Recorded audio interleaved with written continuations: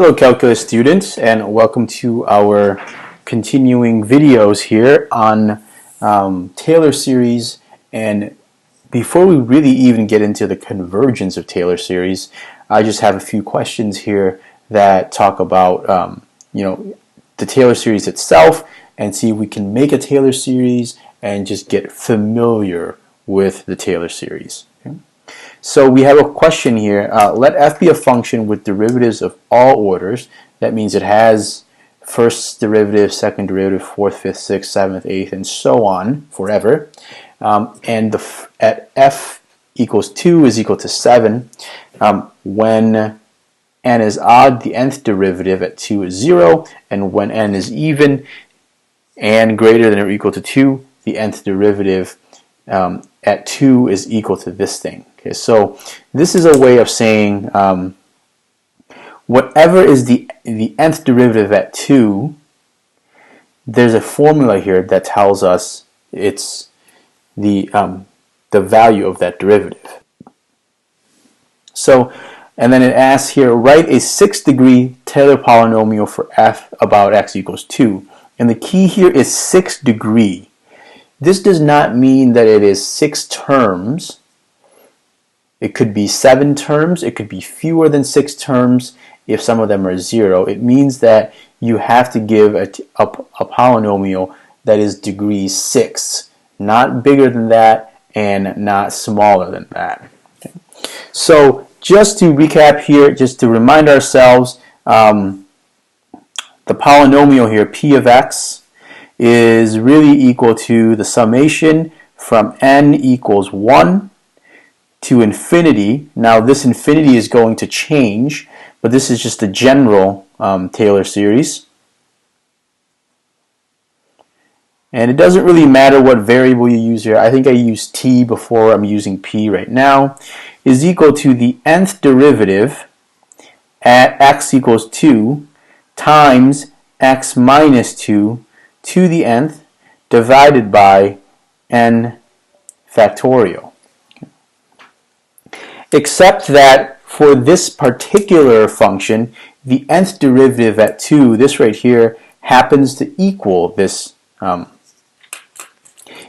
expression, n minus 1 factorial over 3 to the n. So we can just do the same thing, but just replace that with what we know, n equals 1 to infinity, f of n equals 2 here. Well, I should say for the even terms. Okay, I really shouldn't write this. Let's just get rid of this. For the even terms, we can replace that with this expression. For all of the odd terms, then it's just 0, okay, as what we know here. Okay, so let's expand this, and I'm going to say that the 6th degree polynomial, p sub 6, so I'm using the 6 here just to indicate, as a reminder to myself that we're only going to go to the 6th degree. So the first term is f, the 0th derivative at 2, okay, plus the first derivative at 2, so f prime of 2, times x minus 2 to the first power over 1 factorial, plus f double prime of 2 times x minus 2 to the second power over 2, plus f triple prime of 2 x minus 2 to the third power over 3 factorial,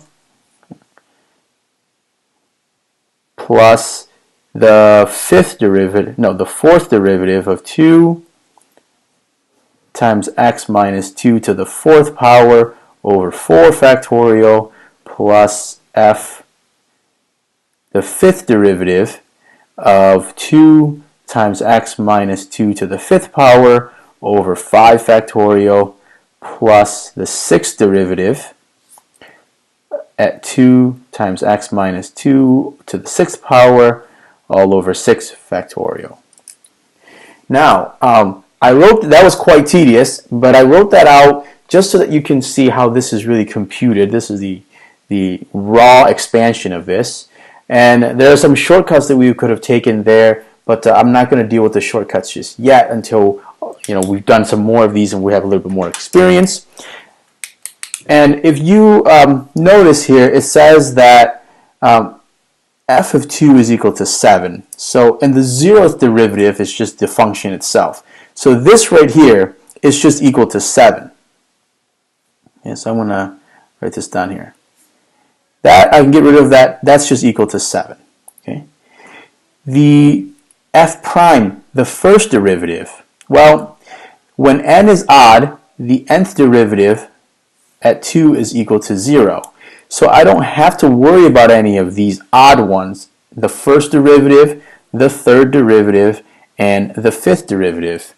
Don't care about any of those because they are all 0. So let's deal with the even ones. When it's even, then this part right here, f double prime, the fourth derivative, the second derivative, the fourth derivative, and the sixth derivative follows this function. Okay, so I'm going to calculate this out. This is 2 minus 1 factorial over 3 to the n times x minus 2 squared all over 2 plus the fourth derivative at 2 is equal to 4 minus 2 factorial over 3 to the n times x minus 2 to the fourth over 4 factorial. Sixth derivative is 6 minus 2 factorial over 3 to the nth times x minus 2 to the sixth over 6 factorial.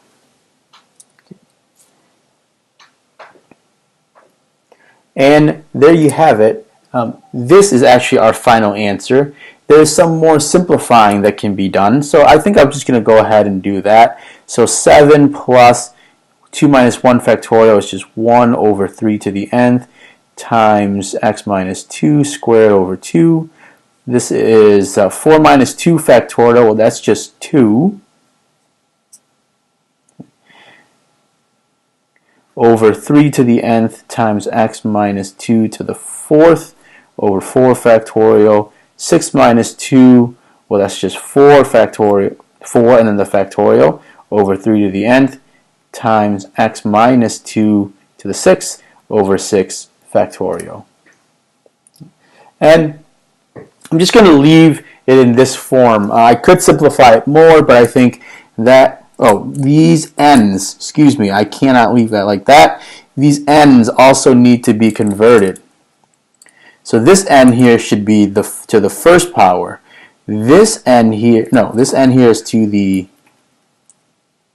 second power, because this is when n is equal to 2. This n right here should equal 4. So this is 3 to the fourth. And then this n here should be raised to the sixth power. Okay? That was almost a major mistake there on my part. So now I can stop this right here. All of my constants are gone. All the n's are gone. All the n's are gone and they're replaced with constants. And the only thing that's left here is x, which is the variable of the function. So this is a polynomial of degree 6 that help to estimate the value of this function, help to estimate this function f of x. And now I'm using the equal sign here just because it's asking for the 6th degree polynomial, and this is very much exactly equal to it. It may not be exactly equal to the original function f of x, but it is equal to the 6th degree polynomial, which is what we're asked to find here. Alright, so that was a little bit lengthy, mostly because of all the tedious stuff up here, but hopefully it gives you a general idea of how to write these polynomials. Okay? Now let's move on to the next part of the example.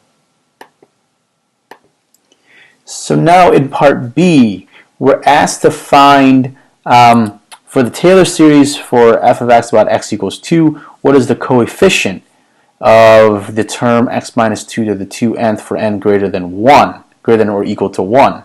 So a couple things here. This is an even term, since that's 2n. And whatever that term is, according to the Taylor series formula, it is the 2nth derivative at 2 times x minus 2 to the 2nth all over 2n factorial. Okay, so this is the this right here is the 2nth term. Okay, we're asked to find the coefficient. Now we're asked to find the coefficient, and a lot of people make the terrible mistake of just plugging in, just looking at this. Okay, but remember that this factorial down here is also part of the coefficient. Okay, so that entire thing here, the derivative, or the 2nth derivative at 2, and this 2n factorial here together make up the coefficient. Okay, so this part here is what will ultimately be the coefficient of that term. Okay, so we have to work this out. Now we know that for the even, the even terms, that is the derivative at 2. So first, this part right here will give us 2n minus 1 factorial over 3 to the 2nth. So we're just taking out n and substituting it with 2n. Okay. Then this part here is 1 over 2n factorial. So we could leave this right here. We could also do some simplification here. Let's just do that. 2n minus 1 factorial on the top, 3 to the 2nth on the denominator. Now 2n factorial is really 2n times 2n minus 1 factorial. So that goes away and that goes away, and now we end up with 1 over 3 to the 2nth times 2n. And I keep writing off the screen today.